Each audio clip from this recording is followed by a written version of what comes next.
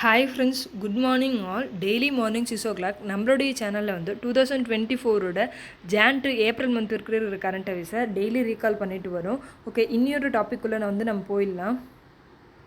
நாட்டினுடைய சிறந்த முதல்வர்களுடைய பட்டியலில் முதலிடத்தில் வந்து ஒடிசாவினுடைய முதல்வரான நவீன் பட்நாயக் அவர்கள் இருக்காங்க. அடுத்ததாக உத்தரப்பிரதேசத்தினுடைய சிஎம்மான யோகி ஆதித்யநாத் அவர்கள் வந்து 2ஆம் இடத்துல வந்து இருக்காங்க. அடுத்ததாக அசாமினுடைய முதல்வரான ஹீமந்த் பிஸ்வா சர்மா அவர்கள் வந்து 3ஆம் இடத்துல வந்து இருக்காங்க. இவங்க வந்து சிறந்த முதல்வர்களுடைய பட்டியலில் இருக்க 3 முதல்வர்கள். ஓகேவா? ஓகே, அடுத்ததாக 2024ஆம் ஆண்டு பட்ஜெட்டினுடைய முக்கிய நோக்கம், அதாவது இந்த நோக்கத்தை வச்சு தான் அந்த பட்ஜெட்டை வந்து அனௌன்ஸ்மெண்ட் பண்ணியிருப்பாங்க. எதுன்னு பார்த்தீங்கன்னா, தடைகளை தாண்டி வளர்ச்சியை நோக்கி அப்படின்ற கான்செப்டோடு தான் இந்த பட்ஜெட்டை வந்து அனௌன்ஸ்மெண்ட் பண்ணியிருப்பாங்க. ஓகே, அடுத்ததாக முதல் ரயில் நிலையம் அமைக்கும் மாநிலம், அதாவது இந்த மாநிலத்தில் வந்து முதல் முறையாக வந்து ரயில் நிலையத்தை நம்மளுடைய பிரதமர் அவர்கள் வந்து திறந்து வச்சுருப்பாங்க. ஓகே, அடுத்ததாக ககன்யான் திட்டத்தின் கீழ், ககன்யான் திட்டம்னா என்ன? அதாவது இந்தியர்களை வந்து விண்வெளிக்கு அனுப்புகிற திட்டம் தான் வந்து என்னது ககன்யான் திட்டம். அதில் வந்து 4 இந்தியர்களை வந்து தேர்ந்தெடுத்திருக்காங்க. அவங்களுடைய பேர் என்னன்னு பார்த்தீங்கன்னா அஜித் கிருஷ்ணன், பிரசாந்த் பாலகிருஷ்ணன், அங்கத் பிரதாப், சுபான்ஷி சுக்லா. இதில் அஜித் கிருஷ்ணன்றவர் தமிழ்நாட்டை சேர்ந்தவர். தரையிலிருந்து சுமார் ஒரு 400 கிலோமீட்டர் தொலைவில் இருக்கிற விண்வெளி சுற்றுவட்ட பாதைக்கு தான் இவங்களை கூப்பிட்டு போயிட்டு திருப்பி கூப்பிட்டு வர போகிறாங்க. இதில் 3 நாட்கள் வந்து ஆய்வு செய்ய போகிறாங்க. ஓகே, அடுத்ததாக டெங்கு பரவல் காரணமாக சுகாதார அவசர நிலை பிரகடனத்தை அறிவித்துள்ள நாடு எதுன்னு கேட்டாங்கன்னா பெரு நாட்டில் தான் வந்து அறிவிச்சிருக்காங்க. எந்த கொசுக்காகன்னு பார்த்தீங்கன்னா ஏடிஎஸ் அதிருப்தி கொசு, அது பேர். ஓகே, அடுத்ததாக அபுதாபியில் கட்டியிருக்க முதல் ஹிந்து கற்கோவில்னு கேட்டாங்கன்னா சுவாமி நாராயணன் கோயில். இது வந்து நாகரா கட்டிடக்கலை பாணியில் வந்து கட்டியிருக்காங்க. நம்மளுடைய அயோத்தியில் கட்டியிருக்க பலராமனுடைய கோயிலுமே வந்து நாகரா கட்டிடக்கலை பாணியில் தான் வந்து கட்டியிருப்பாங்க.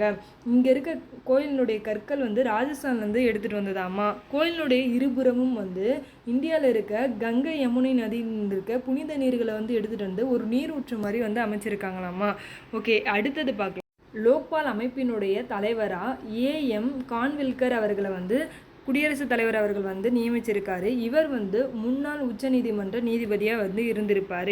இதற்கு முன்னாடி யார் வந்திருப்பாருன்னு பார்த்தீங்கன்னா பினாக்கி சந்திரகோஷ் வந்து முழு நேர தலைவராக வந்து இந்த அமைப்புக்கு வந்து இருந்திருப்பார்.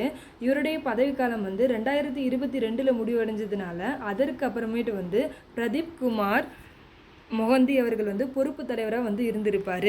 அப்போது முழு நேர தலைவராக வந்து லோக்பால் அமைப்புக்குன்னு கேட்டாங்கன்னா பினாக்கி சந்திரகோஷ் அவர்கள், பொறுப்பு தலைவராக வந்து யார் இருப்பார்னு கேட்டிங்கன்னா பிரதீப் குமார் மொஹந்தி அவர்கள். தற்போது யாருன்னு பார்த்தீங்கன்னா வந்து ஏஎம் கான்வில்கர் அவர்கள். இந்த 3 பேருமே எப்படி கேட்டாலும் வந்து நம்ம போடுற மாதிரி பார்த்துக்கணும். ஓகேவா?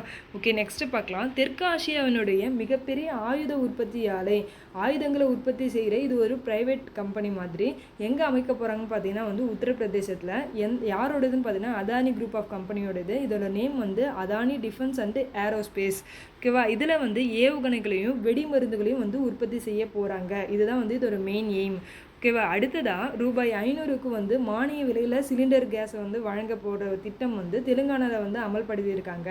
கடந்த ஆண்டு தேர்தலில் வந்து மகாலட்சுமின்ற பேரில் ஒரு 6 தேர்தல் வாக்குறுதிகளை வந்து கொடுத்துருப்பாங்க. அதில் ஒன்று தான் வந்து என்னது மானிய விலையில் வந்து கேஸ் சிலிண்டர் வழங்கும் திட்டம்ன்றது.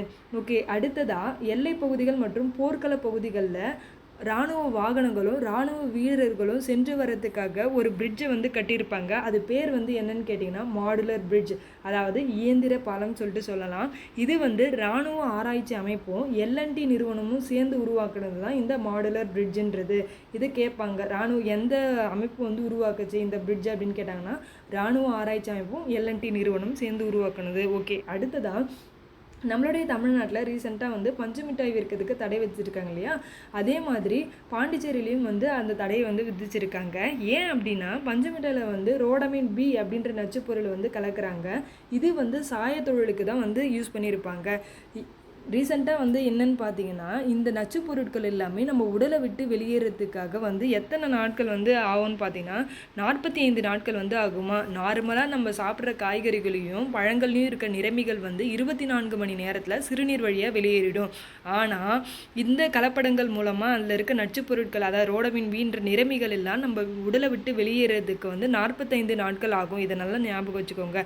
அதனால தான் இதை வந்து பேன் பண்ணியிருக்காங்க. இது இத்தனை நாட்கள் வந்து நம்ம உடல்லே இருந்தால் புற்றுநோய் உருவாக சான்சஸ் வந்து அதிகமாக இருக்குது. ஓகே, அடுத்தது பார்க்கலாம். மீண்டும் ஒரு உலகப்போர் வந்து ஏற்படக்கூடாதுன்றதுக்காக தொடங்கப்பட்டது தான் இந்த மியூனிக் பாதுகாப்பு அப்படின்ற அமைப்பு. இது வந்து ஜெர்மனியில் வந்து இருக்குது. எப்போது தொடங்கப்பட்டதுன்னு பார்த்தீங்கன்னா 1963 தான் வந்து தொடங்கப்பட்டது. இதில் வந்து மொத்தமாக 70 நாடுகள் வந்து உறுப்பு நாடுகளாக வந்து இருக்காங்க. ஓகே, அடுத்ததாக இந்திய விமானப்படையினுடைய ஒரு எக்ஸசைஸ், இது வந்து வாயு சக்தி பயிற்சி அப்படின்னு சொல்லுவோம். இது வந்து ராஜஸ்தானில் பர்டிகுலராக பொக்ரான் அப்படின்ற இடத்துல தான் வந்து நடந்திருக்கும். ஓகே ஃப்ரெண்ட்ஸ், இன்னோட கரண்ட் அஃபேர்ஸ் வந்து இதோட கம்ப்ளீட் ஆகுது. நாளைக்கு வேறு ஒரு டாப்பிக்லேருந்து பார்க்கலாம். ஓகேவா? Thank you all.